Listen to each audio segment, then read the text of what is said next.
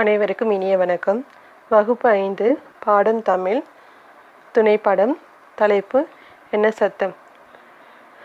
குழந்தைகளே, உங்கள் வீட்டில் யார் உங்களுக்கு கதை அதிகமாக சொல்லுவாங்க? நம்ம தாத்தா பாட்டி. சரியாக சொன்னீங்க.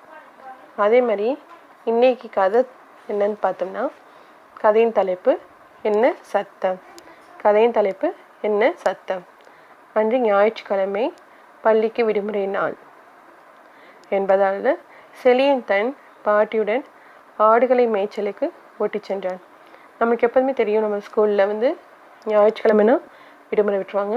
அந்த சமயம் நம்ம என்ன செய்வோம், அம்மா கூட வெளியே போவோம், இல்லைன்னா நம்ம நண்பர்களுடன் வெளியில் போய் விளையாண்டுட்ருப்போம். அதே மாதிரி செலியன் என்ன பண்ணுறான்னா, தான் பாட்டி கூட ஆடுகளை மேய்ச்சலுக்கு காட்டுக்கு போகிறான். ஆடுகள் காட்டின் ஓரத்தில் மேய்ந்து கொண்டிருந்தன. செலியன் ஒரு மரத்தடியில் அமர்ந்து காட்டின் அழகை ரசித்து கொண்டிருந்தான்.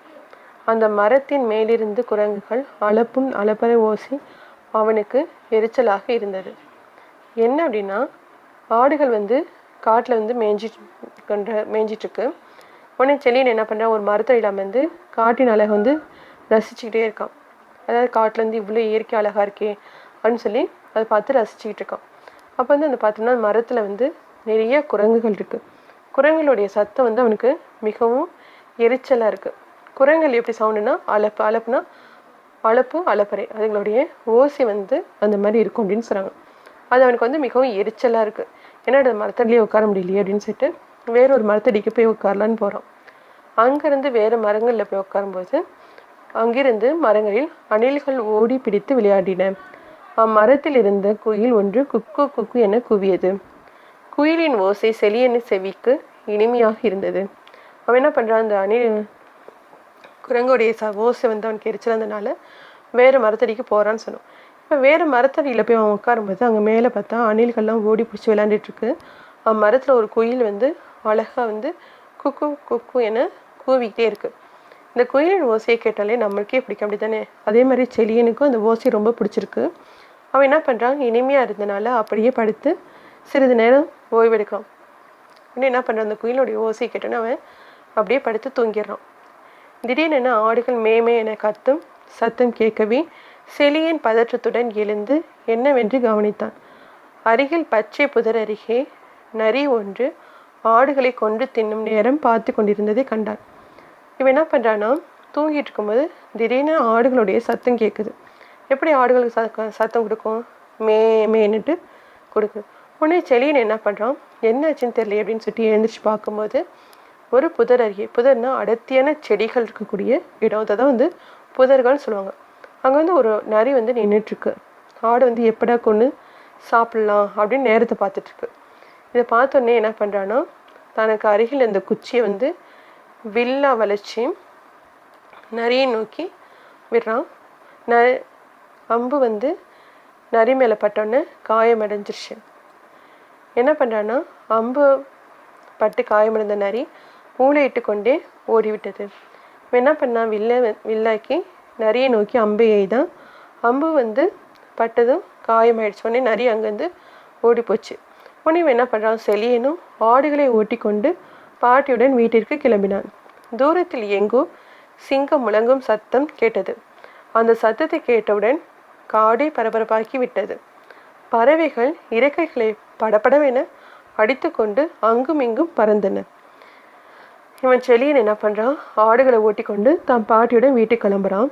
தூரத்தில் எங்கேயோ சிங்கத்தோடைய சத்தம் என்னன்னா முழங்கும். சிங்கம் முழங்குது. அந்த சத்தத்தை கேட்டோடனே காடை பரபரப்பாயிடுச்சு. பறவைகளும் தன்னுடைய ரெக்கைகளை அடித்து கொண்டு மரத்துக்கு மரம் விட்டு அங்கே எங்கேயுமா பறக்குது. யானை பிளிருது. ஆந்தி அலறியது. கீரி பிள்ளைகளும் செடிகளின் மறைவில் ஓடியது. மயில் அகவியது. பாம்பு தன் புற்றிலிருந்து வெளியே சீறியது. குதிரை கனைத்தது. செலியனுக்கு பயத்தால் நாக்கு வறண்டது. தன் வைத்திருந்த தண்ணீரை குடித்தான். பாட்டியுடன் வீட்டிற்கே செல்லும் வழியில் கம்பங்கொல்லையில் வண்டுகள் முரளும் ஓசையை கேட்டுக்கொண்டே ஊருக்கு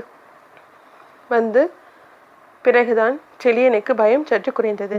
காட்டிலேருந்து இந்த சிங்கம் சத்தம் கேட்டனால எல்லா மிருகங்களும் ஒரே சத்தமாக இருந்துச்சு. அது வந்து அவனுக்கு வந்து மிகவும் பயமாக இருந்துச்சு. உடனே வந்து அவன் நாக்கும் வந்து வறண்டு போச்சு. உடனே தண்ணியை குடிக்கிறான். வந்துட்டு இருக்கும்போதே வந்து பாட்டியும் அவனும் பேசிட்டு வரும்போதே வந்து கம்பங்கொல்லையில் கம்பன் தோட்டத்தில் வந்து என்னென்னு பார்த்தோம்னா வண்டுகள்லாம் முர்ற சத்தம் கேட்குது. அது பயம் பாதி போயிடுச்சு. வீட்டுக்கும் அவங்க வந்துட்டாங்க. செழியன் தன்னுடைய வீட்டிற்குள் நுழைந்ததுமே அவனை கண்ட மகிழ்ச்சியை தொழுவத்திலிருந்து பசு கத்தியது. செழியன் ஆடுகளை ஆட்டுப்பட்டியில் விட்டு தன் அம்மாவிடம் சென்று காட்டில் தன் கண்ட நரியை பற்றியும் சிங்கம் யானை இவற்றின் சத்தத்தை பற்றியும் மிகுந்த பரபரப்போடு கூறினான். அம்மா செழியனின் துணிவை பாராட்டினார். என்ன செய்யறனா, இவன் வீட்டுக்கு வரான். வந்தோடனே வீட்டுக்குள்ள நுழைஞ்சதுமே அவனை பார்த்து தொழுவம் அப்படின்னு சொன்னால் மாடுகளுடைய இருப்பிடம். அது மாதிரி தொழுவத்தில் இருக்கிற ஒரு பசு என்ன பண்ணுது, இவனை பார்த்தோன்னே கத்துது. இவன் உடனே செழியன் என்ன பண்ணுறான், ஆடுகளை கொண்டு போய் ஆட்டுப்பட்டியில் விட்டுட்டு தன் அம்மாவிடம் சென்று காட்டில் நான் கண்ட காட்சி, அதாவது வந்து நான் வந்து நிறைய பார்த்தேம்மா, சிங்கம் யானை ஆடையே சத்தத்தெல்லாம் நான் கேட்டேன், ரொம்ப பயமாக இருந்துச்சு எனக்கு அப்படின்னு சொல்லி அம்மாட்ட சொல்கிறான். ஆனால் அம்மா செழியனின் துணிச்சலை பாராட்டினேன். அம்மா வந்து நீ தைரியமாக செயல்பட்ட, நம்ம ஆடுகளெல்லாம் வந்து நரிட்டேருந்து காப்பாற்றிட்டப்பா, அப்படி தான் இருக்கணும் அப்படின்னு சொல்லிட்டு அவனை வந்து பாராட்டுறாங்க. உடனே அவன் என்ன செய்கிறான்னா, வாழை தோட்டத்தில் இருந்து தண்ணீர் தொட்டியில் செழியன் குளித்து விட்டு வந்தான். அம்மா கொடுத்த முறுக்கை தின்றான். அப்போது தங்கை பூவிழி பால் பருகி கொண்டிருந்தார். இவன் வந்து நம்ம ஸ்கூலுக்கெல்லாம் போயிட்டு வந்தோமே என்ன பண்ணுவோம், கை கால் முகம்லாம் கழுவும், இல்லைன்னா குளிச்சிருவோம். அதே மாதிரி இவன் காட்டுக்கு போயிட்டு வந்தோடனே என்ன பண்ணுறான்னா, போயிட்டு வாழை தோட்டத்தில் தொட்டியில் இருக்க தண்ணி எடுத்து குளிக்கிறான். குளிச்சுட்டு அம்மா கொடுத்த முறுக்கை சாப்பிட்றான். அப்போது அவனுடைய தங்கச்சி பூவிலி என்ன பண்ணுறான்னா, பால் வந்து பருகி கொண்டிருக்கா, அதாவது பால் குடிக்கிறாங்கிறதுக்கு தான் பருகி கொண்டிருந்தார். சிறிது நேரத்துக்கு பிறகு செழியனையும் பூவிலியும் பாட்டியையும் சாப்பிட வாருங்கள் என்று அம்மா அழைத்தார். அம்மாவின் குரலை கேட்டதும் இருவரும் சென்று கொடுத்த உணவை உண்டனர். கொஞ்ச நேரத்தில் வந்து அம்மா கூப்பிட்றாங்க, எல்லோரும் வாங்க சாப்பிட்லாம் அப்படின்னு சொல்லிட்டு. அப்போ வந்து செழியன் பூவிலி பாட்டி எல்லோரும் போய் சாப்பிட்றாங்க. பின்னர் தூங்க போகும் முன் பாட்டி கதை கூறினார். இருவரும் கதையை ஆர்வமாக கேட்டு கொண்டிருந்தனர். எலியும் எலி குஞ்சுகளும் கீச் கீச் என்று சத்தமிட்டன. எலியின் இந்த சத்தம் பாட்டியின் கதைக்கு பின்னணி சேர்ப்பது போல் இருந்தது. நம்மளே வீட்டில் என்ன செய்வோம், தூங்க போகும்போது அம்மா கதை சொல்லுங்கள், அப்பா கதை சொல்லுங்கள், தாத்தா பாட்டி இருந்தாங்கன்னா கதை சொல்லுங்கள் அப்படின்னு சொல்லுவோம் இல்லையா. அதே மாதிரி தான் இங்கே என்ன பண்ணுறாங்கன்னா, செழியனா அவங்க தங்கச்சியும் பாட்டி எங்களுக்கு கதை சொல்லுங்கள் அப்படின்னு சொல்கிறாங்க. சரி, பாட்டியும் கதை சொல்கிறாங்க. கதை சொல்லிட்டு இருக்கும்போது எலி குஞ்சுகளும் கீச் கீச்சின்னு சத்தம் இருக்குது. இந்த சத்தம் எப்படி இருக்குன்னா, பாட்டி சொல்கிற கதைக்கு வந்து பின்னாடி இருந்து இசை கொடுக்குறது மாதிரி இருந்துச்சாம். சரின்னு சொல்லிட்டு இருந்தது. நாய் குறைக்கும் சத்தம் கேட்டு வெளியே வந்து பார்த்தான். அங்கே பூனை ஒன்று சீர்வதை கண்டு நாய் குறைத்ததுக்கு காரணம் அறிந்தான்.